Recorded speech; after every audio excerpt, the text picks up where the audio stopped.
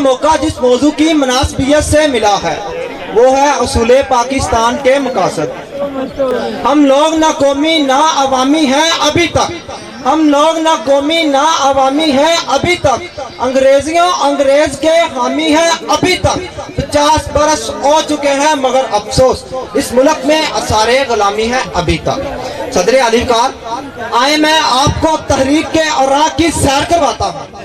آج سے 70 سال پہلے ایک متعصب ہندو لارڈ دنپ رائے کہتا تھا کہ ہندوستان میں سوائے ہندو راج کے کوئی قوم راج نہیں قائم کر سکتی۔ ایک دن آئے گا جب ہندوستان میں سب مسلمان شدید ہو کر اربا سماج میں ضم ہو جائیں گے اور ہر طرف ہندو ہی ہندو رہ جائیں گے۔ لیکن مسلمان نے برصغیر نے اور برصغیر کے لیڈروں نے لارڈ دنپ رائے اور دوسرے ہندوؤں کو للکار کر کہا اس زمین پر تمہاری ماں کا راج نہیں چلتا، ہم انگریزوں اور ہندوؤں سے آزادی چھین کر حاصل کر لیں گے۔ اور پھر وہی ہوا، اللہ تعالیٰ نے ہمیں آزادی عطا کر دی، ہم آزاد ہو گئے۔ لیکن افسوس ہمارے حکمران ذہنی طور پر انگریزوں کے غلام ہی رہے اور ابھی تک بھی غلام ہیں۔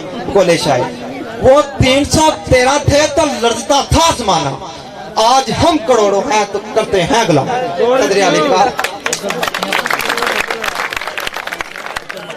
صدر علی کار مقام افسوس تو یہ ہے کہ ہم بخشیت قوم اس ملک کے ساتھ مخلص نہ رہ سکے، ہم اس ملک کو حاصل کرنے کا مقصد ہی بھول گئے۔ کسی بھی ملک کے حال ماضی اور اس کی مستقبل کی تعمیر اس کے باغیوں کے ہاتھوں میں ہوتی ہے، تو پھر سوچنا یہ ہے کہ ہم نے پاکستان کو جس کے بارے میں ہم بڑے بڑے دعوے کرتے ہیں کیا دیا یا اب کیا دے رہے ہیں؟ اس کا جواب تو یہ ہے کچھ نہیں۔ ہم نے پاکستان کو اپنے دل پر جان پاکستان کو کچھ بھی نہیں دے سکے، ہم نے تو لیا ہے، بلکہ لیا بھی نہیں، لینا تو ایک مذہب لفظ ہے۔ سچ تو یہ ہے کہ ہم نے اسے لوٹا ہے جناب والا، ہم نے اسے لوٹا ہے۔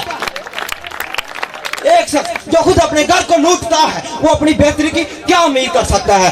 اس طرح ہم اپنے ملک کے مذہب لٹیرے بن کر کیسے یہ امید کر لیں کہ ہمارا ملک